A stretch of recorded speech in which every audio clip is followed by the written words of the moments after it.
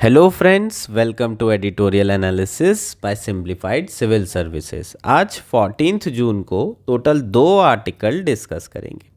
First article जो discuss किया जाएगा वो है do coalition government slow down the economic reforms agenda. NDA की जो सरकार बनी है, जो कोलिशन की सरकार बनी है, क्या इस सरकार में इकोनॉमिक रिफॉर्म्स एजेंडा जो है वो स्लो डाउन हो जाएंगे या फिर इसके अपोजिट ये रिफॉर्म्स बेहतर स्पीड में बेहतर तरीके से हो पाएंगे। इस क्वेश्चन पर बात करेंगे, दोनों व्यूज़ पर चर्चा की जाएगी। नेक्स्ट आर्टिकल जो डिस्कस करेंगे वो है इनविजिबल वर्कर्स। इसमें हम माइग्रेंट लेबर्स के बारे में बात करेंगे जो कि गल्फ कंट्री और दूसरी कंट्री में काम कर रहे हैं। क्या क्या इश्यूज उन्हें फेस करना पड़ रहा है और क्या वे फॉरवर्ड हो सकता है, सरकार क्या कर सकती है उनके लिए, उनकी बेहतर लिविंग और वर्किंग कंडीशन प्लस उनकी सेफ्टी के लिए। बहुत इंपॉर्टेंट ये आर्टिकल है, आपको इंडियन सोसाइटी में पूछा जा सकता है 2024 के मेंस में। अगर आपको हमारा एनालिसिस पसंद आ रहा है तो प्लीज़ आप लोग लाइक करिए, कमेंट करिए, शेयर करिए एंड सब्सक्राइब करिए। अगर आपको इसकी पीडीएफ चाहिए तो आप हमारा टेलीग्राम चैनल भी ज्वाइन कर सकते हैं। सिंप्लीफाइड सिविल सर्विस सर्च कर लीजिए, डायरेक्ट मिल जाएगा। नीचे लिंक भी दी गई होगी, उस पर क्लिक करेंगे तो डायरेक्टली ज्वाइन कर पाएंगे। आइए शुरू करते हैं हमारा एनालिसिस। हमारा फर्स्ट आर्टिकल है do coalition government slow down the economic reforms agenda. यह आर्टिकल द हिंदू में आया है। GS2 मेंस पॉलिटी के पर्सपेक्टिव से बहुत इम्पॉर्टेंट ये आर्टिकल है, प्री के पर्सपेक्टिव से भी इक्वली इम्पॉर्टेंट है।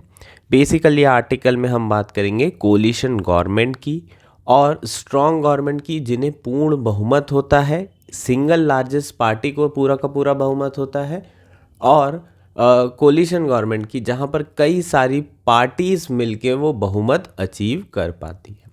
कोलिशन गवर्नमेंट की बात क्यों हो रही है?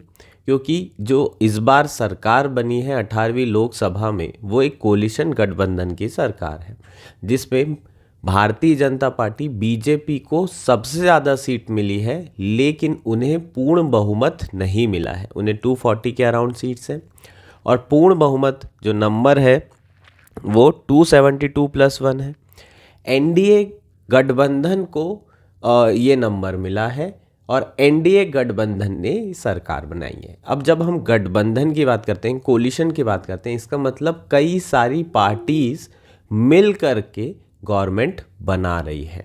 एक सिंगल पार्टी यहाँ पर सरकार नहीं बना सकती थी क्योंकि ये उसके पास मेजॉरिटी नहीं थी, इसलिए यहाँ पर कोलिशन की गवर्नमेंट बनी है। 2004 से 14 के बीच में अगर हम बात करें तो सिमिलर कोलिशन गवर्नमेंट थी यूपीए 1 और यूपीए 2 की। 2014 से 2024 के बीच में बात करें तो स्ट्रॉन्ग गवर्नमेंट थी और बीजेपी को पूर्ण बहुमत था। हालांकि उस समय भी अलायंस ज़रूर था एनडीए, लेकिन बीजेपी अगर ये अलायंस पार्टनर्स को छोड़ भी देती, बोलते कि हमें नहीं चाहिए, तब भी अकेले सरकार चला सकती थी क्योंकि उनके अकेले एमपीज 272 से अधिक थे। ये समझ में आ गया, डिफरेंस समझ में आ गया आपको, कोलिशन और स्ट्रॉन्ग गवर्नमेंट जिसमें एक पार्टी को मेजॉरिटी होती है। ठीक, अब यहाँ पर क्वेश्चन ये आता है कि क्या कोलिशन गवर्नमेंट के आने से जो इकोनॉमिक रिफॉर्म्स एजेंडा है वो स्लो हो जाएंगे। बहुत सारी रेटिंग एजेंसी ने ये कहा है कि जो अभी एनडीए की कोलिशन सरकार आई है उसमें लेजिस्लेशन पास कराना इतना आसान नहीं होगा। क्यों? क्योंकि कई सारी पार्टीज़ हैं और अलग अलग पार्टीज़ को एक साथ लेकर चलना और फिर रिफॉर्म करना बहुत मुश्किल काम है। एक तरीके से कंसेंसस बनाना पड़ेगा सारी पार्टीज़ में जो कि एनडीए के अंदर है, और उसके बाद ही कोई भी लॉ पास हो सकता है। अगर ऑर्डिनरी लॉ भी पास करना है तो भी आपको सारी पॉलिटिकल पार्टीज़ की हेल्प चाहिए होगी जो कि एनडीए में है, क्योंकि 272+1 जो है, जब तक के वोट नहीं गिरेंगे, आए नहीं बोलेंगे, तब तक के एक ऑर्डिनरी लेजिस्लेशन भी पास नहीं होगा। कॉन्स्टिट्यूशनल अमेंडमेंट करने के लिए तो और भी ज़्यादा जो है आपको एमपीज़ की ज़रूरत पड़ेगी और इसमें अपोजिशन के एमपीज़ की भी ज़रूरत पड़ेगी, क्योंकि वहाँ पर स्पेशल मेजॉरिटी होती है 2/3 नंबर की मेजॉरिटी, और एनडीए के पास 2/3 एमपीज़ नहीं है। तो रिफॉर्म्स कराना अब इस सरकार के लिए इतना आसान नहीं रहेगा, और यही एक सवाल है। क्या कोलिशन गवर्नमेंट के अंदर जो है रिफॉर्म्स करना मुश्किल हो जाता है? क्या सरकार चलाना मुश्किल हो जाता है? क्या देश का जो ग्रोथ है वो कम हो जाएगी? इन सारे एस्पेक्ट पर बात करेंगे।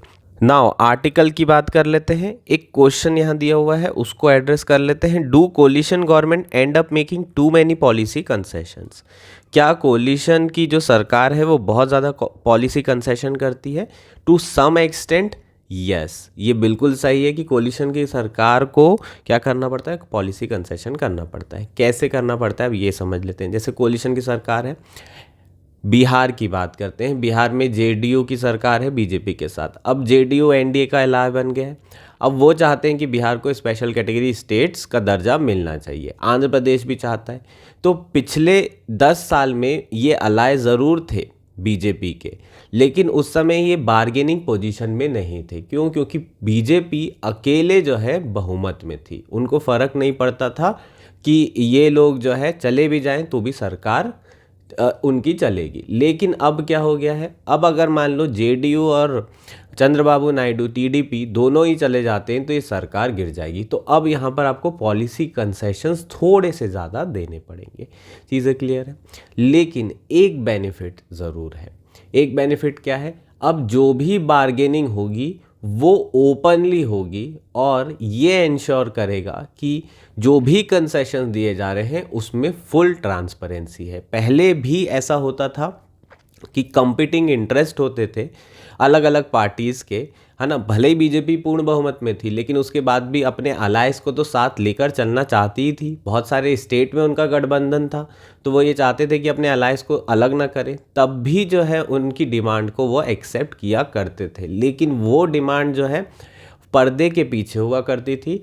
अब जो भी डिमांड होगी, जो भी कंसेशन होंगे, जो भी बार्गेनिंग होगी, वो एकदम सामने होगी और उसमें कंप्लीट ट्रांसपेरेंसी होगी। तो फर्स्ट और मोस्ट इम्पॉर्टेंट पॉइंट अगर हम बात करें कोलिशन गवर्नमेंट से जो होगा वो है transparency in bargaining and concession.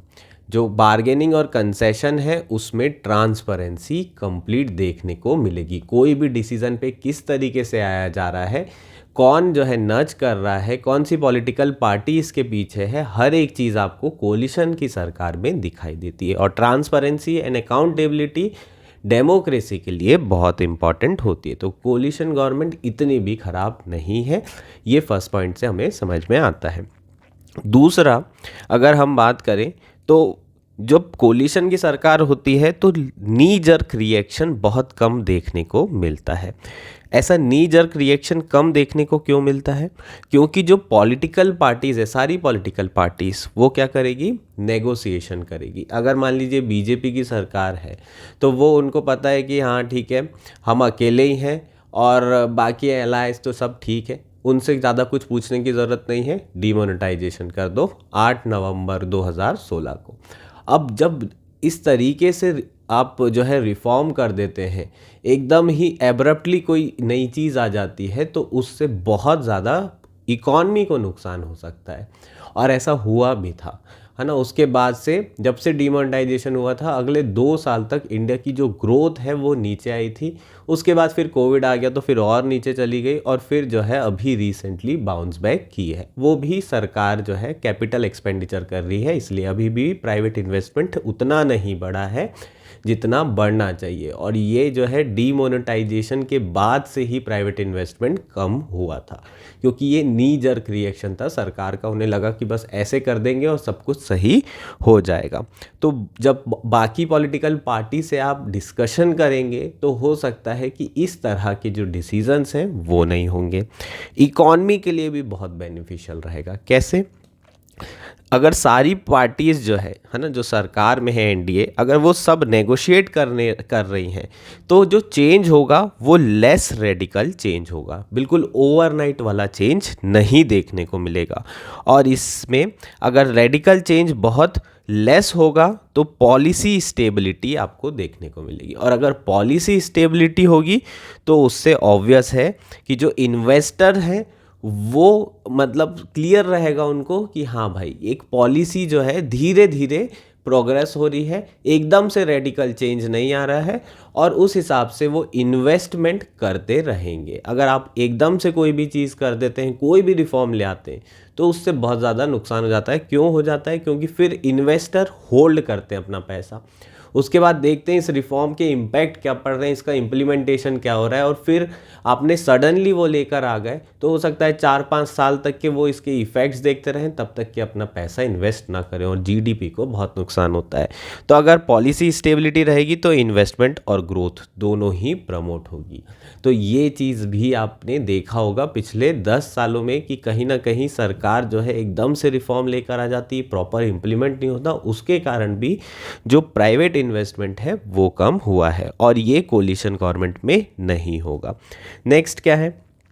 Collision की जो सरकारें रही हैं उसमें हमने इंस्टीट्यूशनलाइजेशन देखा है of decision making for economic reform. एक जो सबसे बड़ा सवाल है कि क्या इकोनॉमिक रिफॉर्म स्लो हो जाएगा, तो उसी का यहाँ पर आंसर दिया जा रहा है कि अटल बिहारी वाजपेयी की सरकार थी तो उन्होंने एक कमेटी बना दी थी जो कि सिर्फ इन्हीं चीज़ों के बारे में बात करती थी कि इकोनॉमिक रिफॉर्म कैसे होना चाहिए और कितने जल्दी होना चाहिए, किस तरीके से उसे इम्प्लीमेंट करना है। इसके बाद यूपीए की भी सरकार थी तो नेशनल एडवाइजरी काउंसिल थी जो कि डिसीजन मेकिंग का काम करती थी फॉर इकोनॉमिक रिफॉर्म। तो इंस्टीट्यूशनलाइजेशन भी किया गया है, तो ऐसा नहीं बोल सकते कि इकोनॉमिक रिफॉर्म्स कोलिशन की सरकार में हुआ नहीं है। इनफैक्ट बहुत सारे लोग ये मानते हैं कि जो इकोनॉमिक रिफॉर्म्स हैं वो कोलिशन गवर्नमेंट में बहुत ज़्यादा हुए हैं, और उसके बाद सरकारें जो चेंज हुई है उसमें हमें कंटिन्यूटी भी देखने को मिली है। 91 की बात करें, नरसिम्हा राव सरकार, उसके बाद अटल बिहारी में कंटिन्यूटी, उसके बाद यूपीए 1 और 2 में कंटिन्यूटी थी, और फिर एनडीए जब आए है ना, बीजेपी की सरकार आई, तब भी आपको कंटिन्यूटी देखने मिली, लेकिन आपको कुछ नीजर रिएक्शंस भी देखने को मिले। जैसे कि 3 फार्म लॉस के बारे में बात करते हैं। ये 3 फार्म लॉस 2020-21 में केंद्र सरकार के द्वारा लाए गए थे, जो कि एक वाटरशेड मोमेंट था एग्रीकल्चर में। एग्रीकल्चर को ओपन किया गया था प्राइवेट सेक्टर के लिए। ये एक बहुत बड़ा रेडिकल चेंज था, और सरकार ये रेडिकल चेंज लेकर आई। बहुत तारीफ हुई कुछ सेक्शन से, लेकिन प्रोटेस्ट भी होना था। जब भी बहुत बड़ा चेंज होता है तो उसके अगेंस्ट में प्रोटेस्ट होता ही है, क्योंकि आप स्टेटस को, बहुत सारे लोग कंफर्टेबल सिचुएशन में होते हैं, स्टेटस को छोड़ना नहीं चाहते, और जब आप किसी का कंफर्ट छीनते हैं इसका मतलब वो प्रोटेस्ट करेंगे ही करेंगे। अब यहाँ सरकार ने गलती क्या की? सरकार की बस इतनी गलती थी कि उन्होंने पॉलिटिकल पार्टीज़ में, किसान संगठन में किसी भी जगह पर कंसेंसस बनाने की कोशिश नहीं करी इस फार्म लॉ को इंट्रोड्यूस करने के पहले अगर सारे लोगों से बात करते, चर्चा करते और डिस्कशन होता, डेलिब्रेशन होता, उसके बाद ये चीज़ें इंट्रोड्यूस की जाती, तो ये एक बहुत सक्सेसफुल रिफॉर्म हो सकता था एनडीए 2 गवर्नमेंट का। लेकिन सरकार को ये वापस लेना पड़ा। इसके अगेंस्ट में बहुत ज़्यादा प्रोटेस्ट हुआ, किसान आंदोलन हुए, बहुत लोगों की जान गई और बहुत ज़्यादा नुकसान हुआ। क्यों हुआ ये सब? क्योंकि सरकार ने सारे लोगों को ऑन बोर्ड नहीं लिया था। तो कोलिशन की गवर्नमेंट में आपको ये चीज़ें देखने को नहीं मिलेगी। कोलिशन की गवर्नमेंट में जो सरकार होगी उसकी बाध्यता होगी, इवन आपको अपोजिशन को भी साथ में लेकर चलना होता है।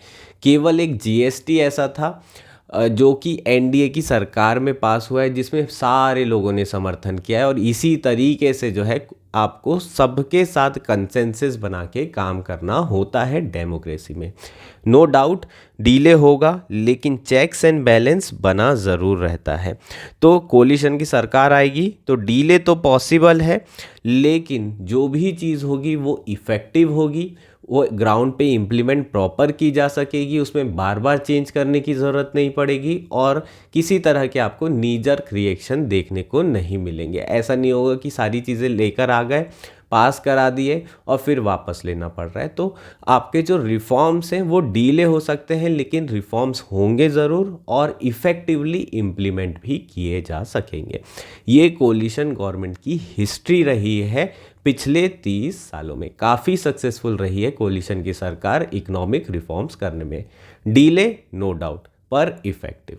ये बेसिकली हमारा पूरा क्या था, आर्टिकल था। होपफुल ये आर्टिकल आपको क्लियर हो गया होगा। कोलिशन गवर्नमेंट के बारे में आपको सारी चीज़ें समझ में आ गई होगी। अच्छा, एक दो इश्यूज ज़रूर रहेंगे, जैसे कि यूपीए 2 के समय में हमें पॉलिसी पैरालिसिस देखने को मिला था, है ना। पॉलिसी पैरालिसिस में क्या होता है, जो सरकार है वो डिसीजन मेकिंग ही नहीं कर पाती है, क्योंकि अलग अलग पार्टीज को पोर्टफोलियो दे दिए, अब वो वहाँ के राजा बन गए और बीच में जो आपके प्राइम मिनिस्टर हैं या फिर जो एक्चुअल में जो पार्टी है वो प्रॉपरली सारे लोगों को हैंडल नहीं कर पा रही है। तो कई बार ऐसा होता है कि प्रॉपर डिसीजन मेकिंग नहीं होती है और डिसीजन मेकिंग नहीं होने से पूरा गवर्नेंस चौपट हो जाता है। तो ये प्रॉब्लम हो सकती है, लेकिन जो एनडीए की सरकार है उसके पास काफ़ी ज़्यादा सीट्स हैं, तो ये चांसेस रिलेटिवली कम है। ऊपर से अगर आप प्राइम मिनिस्टर मोदी जी की बात करें तो उनका थोड़ा सा सेंट्रलाइजेशन है पावर का, हालांकि वो देंगे ज़रूर लोगों से, पावर डिस्ट्रीब्यूट ज़रूर होगी कोलिशन की गवर्नमेंट पर इतना नहीं होगा। और जो आपने पोर्टफोलियो भी देखे इसमें मेन जो इम्पोर्टेंट पोर्टफोलियो हैं वो अभी भी बीजेपी के पास है। तो ओवरऑल अगर हम देखें तो एनडीए की ये वाली सरकार पिछले 10 साल की सरकार से ज़्यादा बेहतर काम कर सकती है। ऐसा बिल्कुल नहीं होगा कि ओवरनाइट कोई भी जो है रिफॉर्म लेकर आ जाएंगे, कंसेंसस बनाएंगे और बेहतर तरीके से रिफॉर्म्स आएंगे, और यही हमारी डेमोक्रेसी की विशेषता है। क्लियर है सारी चीज़ें। हमारा नेक्स्ट आर्टिकल है द इनविजिबल वर्कर। यह आर्टिकल इंडियन एक्सप्रेस में आया है। GS1 मेंस के पर्सपेक्टिव से, इंडियन सोसाइटी के पर्सपेक्टिव से बहुत इम्पॉर्टेंट आर्टिकल है। इस आर्टिकल के थ्रू एक मेंस का क्वेश्चन तैयार करेंगे। बेसिकली यहाँ हम कौन से वर्कर के बारे में बात कर रहे हैं, माइग्रेंट्स वर्कर के बारे में बात कर रहे हैं। ये माइग्रेशन कहाँ पर हो रहा है, इंडिया से दूसरी कंट्री में, मेनली गल्फ कंट्रीज़ में ये माइग्रेशन हो रहा है। और इन्हीं माइग्रेंट लेबर की सेफ्टी के बारे में चर्चा की जाएगी। पहले बात करेंगे जो माइग्रेंट लेबर हैं वो क्या क्या इश्यूज़ और चैलेंजेस फेस कर रहे हैं, और उसके बाद क्या क्या सॉल्यूशंस हो सकते हैं जो सरकार को लेने चाहिए। तो वे फॉरवर्ड के बारे में भी चर्चा की जाएगी। ओवरऑल जो हमारी थीम रहेगी इस आर्टिकल की वो है safety of migrant worker in foreign countries. अब शुरू करते हैं आर्टिकल। पहले कंटेक्स्ट समझ लेते हैं, आखिर न्यूज़ में क्यों आया है। जून 13, 2023, मतलब हम कल की मॉर्निंग की बात कर रहे हैं, इंडियंस के लिए काफ़ी टेरिबल न्यूज़ आई थी। कुवैत में 6 स्टोरी बिल्डिंग में फायर ब्रेकआउट होने के कारण बहुत सारे लोगों की जान चली गई। लगभग 49 डेथ अभी तक की रिपोर्ट की जा चुकी है, 50 से अधिक लोग इंजर्ड हो चुके हैं। अब इंडिया के लिए इतनी ज़्यादा पेनफुल इसलिए है क्योंकि इस 49 में से जो 42 थे वो इंडियंस थे, इंडियन माइग्रेंट वर्कर थे, और इन 42 में जो 24 थे वो केवल केरला स्टेट से यहाँ पर आकर काम कर रहे थे। तो ओवरऑल देखें तो हमारे यहाँ जो वर्कर्स हैं जो कि कुवैत में जाके काम कर रहे थे, उनकी फैमिलीज़ के लिए बहुत ख़राब ये न्यूज़ थी, और ओवरऑल सभी के लिए बहुत ख़राब न्यूज़ है।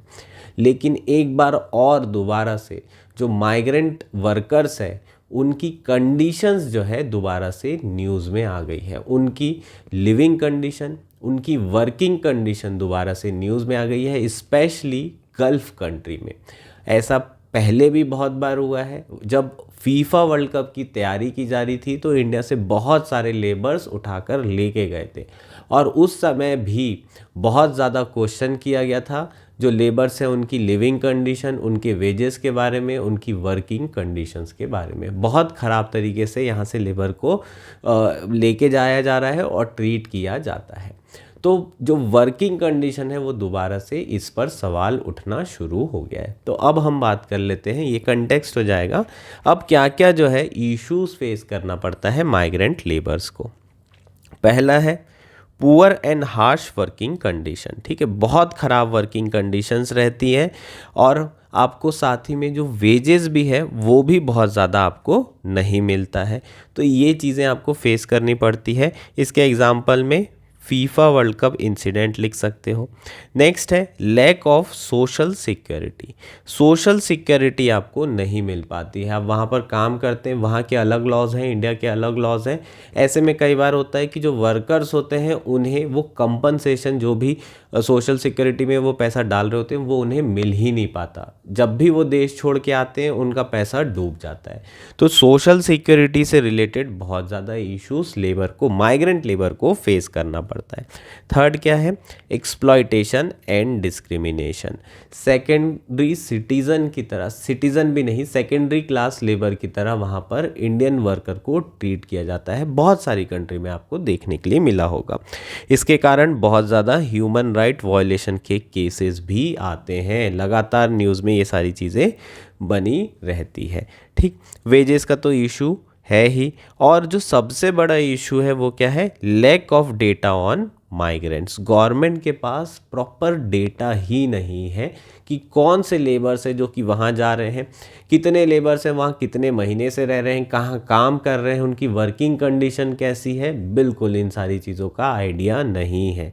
हालांकि इंडिया ने गल्फ़ कंट्री के साथ अलग अलग जो है मेमोरेंडम ऑफ अंडरस्टैंडिंग साइन किए हैं जो कि किससे रिलेटेड है? माइग्रेंट्स लेबर के सेफ्टी से रिलेटेड है। लेकिन अभी भी हमें बहुत सारे ऐसे इश्यूज और केसेस देखने को मिलते हैं जिसमें बहुत ज़्यादा माइग्रेंट्स लेबर का एक्सप्लॉयटेशन होता हुआ दिखता है। कई ऐसी न्यूज़ें आपको देखने के लिए मिल जाती है। एक डेटा यहाँ पर दिया हुआ है, डेटा देख लेते हैं। आपका जो क्वेश्चन, जो आपके इश्यूज़ हैं उसको सब्सटेंशिएट करने के लिए डेटा इस्तेमाल कर सकते हैं। केरला माइग्रेशन सर्वे 2023 ने एस्टिमेट किया था कि लगभग 2.2 मिलियन पीपल जो है स्टेट से माइग्रेट किए हैं, और 80% जो लोग हैं वो गल्फ़ कॉपरेशन काउंसिल कंट्रीज़ में, जीसीसी कंट्रीज़ में गए हुए हैं, जिसमें सऊदी अरेबिया, कुवैत, इस तरह की कंट्रीज़ हैं। ईरान को छोड़ के जितनी भी पर्शियन गल्फ़ के आसपास की कंट्रीज सारी जीसीसी कंट्रीज़ में आती है। और ये मेजॉरिटी लेबर्स किस फील्ड में काम करते हैं? अनऑर्गेनाइज सेक्टर में काम करते हैं, जैसे कि कंस्ट्रक्शन साइट हो गई, फैक्ट्रीज हो गई, और यहाँ पर वर्किंग कंडीशंस बहुत ज़्यादा खतरनाक होती है। गल्फ़ कंट्री में परमानेंट रेसिडेंसी का ऑप्शन नहीं है, इनके पास ज़्यादा राइट नहीं होते हैं, इन्हें ज़्यादा से ज़्यादा एक्सप्लॉइट किया जाता है, और ये सारी चीज़ें हमें वर्ल्ड कप के दौरान भी देखने को मिली थी। ठीक, तो ये आप डेटा इस्तेमाल कर सकते हैं इश्यूज़ में लिखने के लिए। अब बात करते हैं वे फॉरवर्ड की, सरकार को क्या करना चाहिए। सबसे पहले, इंडिया ऑलरेडी सबसे बड़ा कंट्री है जो कि माइग्रेंट लेबर प्रोवाइड कर रहा है दुनिया को। लेकिन इंडिया को क्या बनने की ज़रूरत है कि जो वर्कर्स हैं उनकी सेफ्टी इंश्योर करते हुए सबसे ज़्यादा लेबर प्रोवाइड करने की। ठीक, तो अभी हमारे यहाँ जो वर्कर्स हैं उनकी सेफ्टी पर इतना ध्यान नहीं दिया जा रहा है। सबसे पहले तो इंडिया को, एक सरकार को एक नेशनल लेवल माइग्रेशन डेटाबेस बनाने की ज़रूरत है, प्रॉपरली समझने के लिए पैटर्न कि किस तरीके से माइग्रेशन हो रहा है, उसके पीछे के रीजंस क्या हैं, लेबर की वर्किंग कंडीशन क्या है, उनकी सेफ्टी इंश्योर कैसे की जा सकती है। इन सब के लिए आपको डेटा चाहिए होगा, और जब तक कि आप एक डेटाबेस तैयार नहीं करेंगे तब तक के बहुत दिक्कत होगी। 2019 में जब कोविड हुआ था तो जो माइग्रेंट्स हैं इंडिया के अंदर, उनकी हालत भी हमने देखी थी, किस तरीके से पैदल वॉक करके उन्हें जाना पड़ रहा था। लेकिन उसके बाद भी कहा गया कि उनका एक्सप्लॉयटेशन हो रहा है, उनकी वेजेस कम है, उनकी वर्किंग कंडीशन ख़राब है, इन सबको एड्रेस किया जाएगा। तो इसके लिए भी डेटा की बात की गई थी, उस पर भी अभी ज़्यादा काम नहीं हुआ है। तो इंडिया के माइग्रेंट्स वर्कर को तो अभी हम छोड़ ही देते हैं, बाहर वालों को तो कम से कम बचाने की बहुत ज़्यादा ज़रूरत है। उनके साथ एटलीस्ट इंडिया में रहने वालों के साथ इतना ज़्यादा कम से कम डिस्क्रिमिनेशन नहीं होता है। तो एक नेशनल डेटाबेस चाहिए होगा, प्रॉपर डेटा चाहिए होगा, कितने जा रहे हैं, कितने रिटर्न आ रहे हैं, रिटर्न आने का रीज़न क्या है, क्या हो रहा है उनके साथ, सारी चीज़ें आपको जो है डेटाबेस में सारी इन्फॉर्मेशन पता होना चाहिए। अगर सरकार ये डेटाबेस रखती है और इसके साथ साथ अलग अलग कंट्री से जो MOU है वो साइन कर लेती है, टोटलिटेरियन एग्रीमेंट साइन करती है जो कि सोशल सेफ्टी से रिलेटेड है, और इसे प्रॉपरली इम्प्लीमेंट किया जाता है, तो पॉसिबल है कि वहाँ पर जो माइग्रेंट लेबर है उनकी सेफ्टी एंश्योर की जा सकेगी। ठीक, तो यहाँ पर क्या है, सिर्फ कंक्लूजन दिया हुआ है। India has not yet been fully successful in tapping the potential of being one of the strongest migrant sending country to ensure the well-being of its people in the destination country.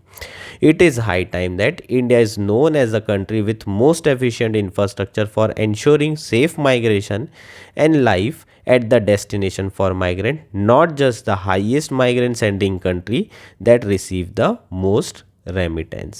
ठीक, तो ये आपका conclusion हो जाएगा। India को जो है वो कंट्री बनने की ज़रूरत है जो कि सबसे ज़्यादा नंबर में माइग्रेंट लेबर तो सेंड कर ही रही है, लेकिन एक इंफ्रास्ट्रक्चर डेवलप कर रही है जो कि माइग्रेंट्स की सेफ्टी को एंश्योर करता है। ये चीज़ें क्लियर है क्या, है ना।